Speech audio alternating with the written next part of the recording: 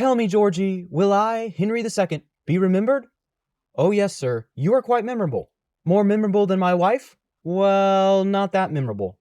I knew it. I'll be forgotten, won't I? I find that highly unlikely, sir. Then comfort me, Georgie. Tell me about myself. As you say, sir. We must, of course, begin before you were born. It all started one revelry-filled evening when your uncle, William the Etheling, boarded the White Ship. A fine evening for a drunken shipwright, ain't it, mates? Mm-hmm. Oh yeah, Bobby loves the sea. Cuz, I'm not feeling great. I think I'll stay here.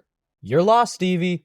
Is the ship ready, boys? Oh yeah, really ready, Prince, beer? Then let's go!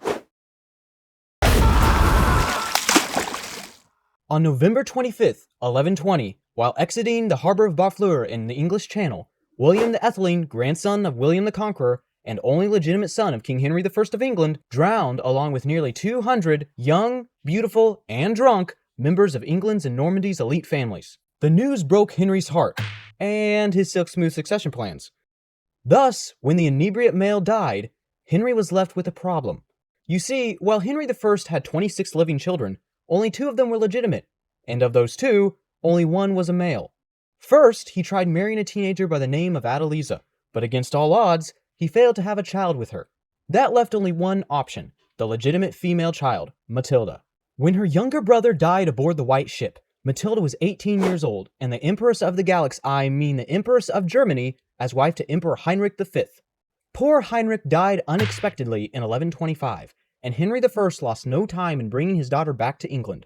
Beginning in 1126, Henry had his loyal barons swear oath after oath of allegiance to Matilda. Female rulers had nearly no precedent, a fact of which Henry was well aware. A woman as a king? This is outrageous! What was that? I said, a woman as a king? This is wonderful! You know what? Come swear another oath anyway. However, Henry I was not quite dead, and so Matilda had to wait. In her free time, she married Geoffrey Plantagenet, heir to the County of Anjou, and according to legend, a descendant of Satan's sister. In 1133, Geoffrey and Matilda had Henry Fitz-Empress. I would tell you that this baby grows up to be King Henry II, but that would be a spoiler. After a few years of being old and sad, Henry I died. Matilda took the throne and lived happily ever. I'm just kidding. The moment news of Henry's death crossed to France, a fellow called Stephen of Blois crossed the channel and seized the throne. This is the same Stephen who bowed out of boarding the drunken ship the night William the Etheling died. Stephen of Blois was another grandson of William the Conqueror through William's daughter Adela, making him Matilda's cousin. Come to think of it, cousins always have had a bad habit of pilfering prized possessions. But, you might say, won't the barons depose him and hold to their oaths? A fine question. Let's take a look. What do you say, fellas? Will you serve me? It says here that we swore an oath to serve Matilda. Yeah, but she's a woman. Wow, this fella has some sick arguing skills.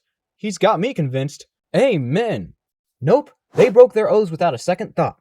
The political fallout that followed this pilfering of priceless power became known as the Anarchy to future historians, but was often called the shipwreck by people who lived through it. At first, Stephen proved himself an astute leader, but only took him a few years to alienate some of the most powerful men in England. Namely, Matilda's half-brother, Robert, Earl of Gloucester, illegitimate son of Henry I. In 1136, Geoffrey Plantagenet began a campaign in Normandy that quickly turned into a full-scale invasion, and a very successful one at that. In 1138, Stephen's discomfort grew when Gloucester officially defected and Matilda invaded the south, setting up an alternate government in Bristol. If this isn't bullying, I don't know what is. I'm just getting started, cousin. It's the year 1141. Stephen is besieging a rebellious baron at Lincoln Castle. Seizing his chance, Gloucester and his troops head straight for Lincoln and attack the royal army. In the pitched battle that followed, the royal troops were routed and Stephen was captured. Hurrah! I won! Time to go get crowned in London! Well, she can't be any worse than Stephen. Heavy taxes all around. Yep, she can definitely be worse. I don't get it. Where did I go wrong? Feeling quite rejected, Matilda tried to befriend Stephen's brother, Henry. And by befriend, I mean she besieged him in his diocesan see at Winchester. Unfortunately for Matilda, Bishop Henry had a draconian right hook. The battle was a disaster, and worst of all, Gloucester was captured. To free him, Matilda was forced to perform a prisoner swap, Stephen for Gloucester. Thanks, cuz. I appreciate it. I hate you. From there, things went downhill quickly. In 1142, Matilda found herself on the run, chased by Stephen's forces all the way to Oxford. Shortly thereafter, she was feeling quite besieged. Gloucester tried to persuade Geoffrey to send troops to rescue her, but Geoffrey was feeling quite complacent. Gloucester wants me to send troops? But my conquest in Normandy is going so well. But it's your wife who needs rescuing, sir. Fair point. Then again, my conquest is going so well. I think I'm catching your drift. I knew you would. But you know what? I wouldn't want her to think ill of me, so how about I send Henry? Your 9-year-old son? That's the fellow. You know, there's a contest for worst husband ever coming up this spring. I think you'd have a fair chance at winning. I'll take a look at it. But then again, my conquest is... Yes, I know, it's going so well. Geoffrey sent Henry Fitz-Empress and a few hundred knights, but the act was a moot one. By December 1142, Matilda had grown desperate. One snowy night, she wrapped herself in a white cloak, slipped out of Oxford Castle through a postern door, crept past the guards, and trudged the 8 miles to Abingdon. Did you see a ghost? Ghost? That was definitely a snow fairy. Despite her legendary escape, Matilda gained no ground in the fight for England. The war turned into a stalemate. Life was misery for the people of England as mercenaries ran rampant, forced labor was implemented, and competing fiefdoms and rulers tore the land apart. According to the famed Anglo-Saxon Chronicle, it was as if Christ and his saints were asleep. Then the year 1148 came, and Henry turned 16. This changed everything. Since her son now had his license, Matilda left England and let the soon-to-be famous redhead continue her fight. Between 1149 and 1152, Henry Fitz-Empress campaigned in England, building up support, scoring some minor successes, and on occasion, fleeing like a convict.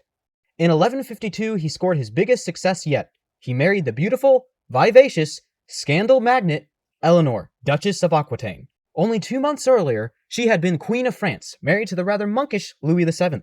Louis wanted the marriage annulled because Eleanor had given him no sons, and they both wanted it annulled because both knew a coquettish cat and a turtle were a better match than they were. But that is a topic for another video. However, Eleanor did not return home. She fled home. The moment it became known that she was single, suitors were flocking to her sides like Americans to Twitter wars. And none of these suitors had qualms about kidnapping, including Henry Fitz-Empress's younger brother, Geoffrey. Jeff, what did I tell you about kidnapping your love interests? Love is a funny thing, Mom. But Eleanor was no ordinary woman. She escaped her pursuers and sent an offer of marriage to the man she considered the most auspicious match, Henry Fitz-Empress. Thus, they were married, and Henry added the huge Duchy of Aquitaine to his lands in Anjou and Normandy, as well as Maine and Touraine, placing nearly the whole western side of France under his control.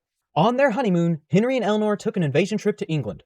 So next time you think your honeymoon was amazing, just remember Henry and Eleanor and feel ashamed. In August of 1153, Stephen was laying siege to the town of Wallingford, not a first-time experience. Henry raced up to meet his uncle in battle. However, as the two armies met, both sides refused to fight. Charge! Burn the redhead! Nope, not a chance. What? You can't just say that. Yeah, we're the bosses of you. Sorry, we ain't budging. Well, drat. Do we have to sign a treaty then? Might as well.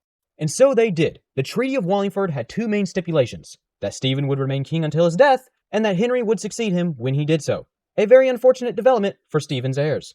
In the year 1154, Stephen died, and Henry became King Henry II Plantagenet, ruler of what was fast becoming the Angevin Empire.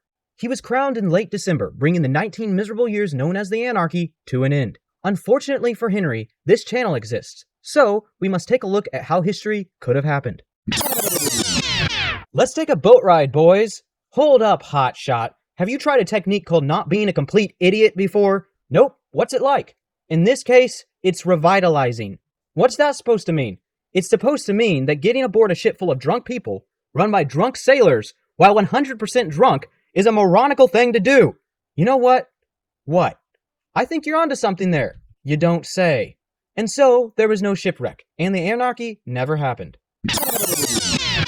Come on, Stephen. Being drunk on a ship is a killer experience. You know what, cuz? You're right. Let's go, boys. And so, Stephen drowned and never got the chance to confiscate a crown.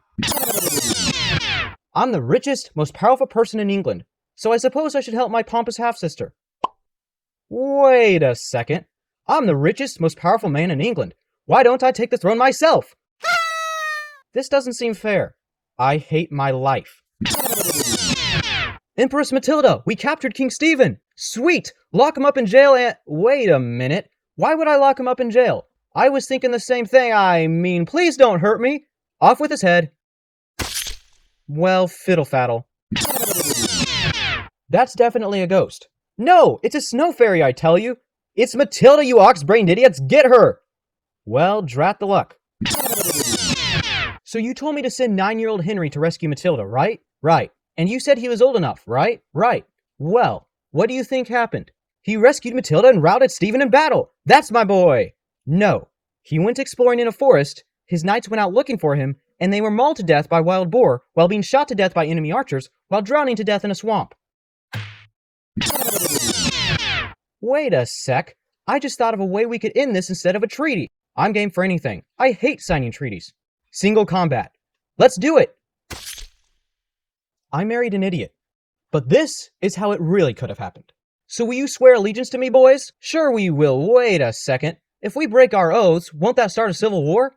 Yeah. Besides, Matilda is the heir after all. Wouldn't it be better to have a queen than 2 decades of civil war? Yeah. And my mummy told me not to lie. Hear, hear. Long live Empress Matilda. Well, I done messed up. And so, Matilda became queen, and the anarchy never happened. Subscribe or I'll skewer you like a boar. Boss, you can't...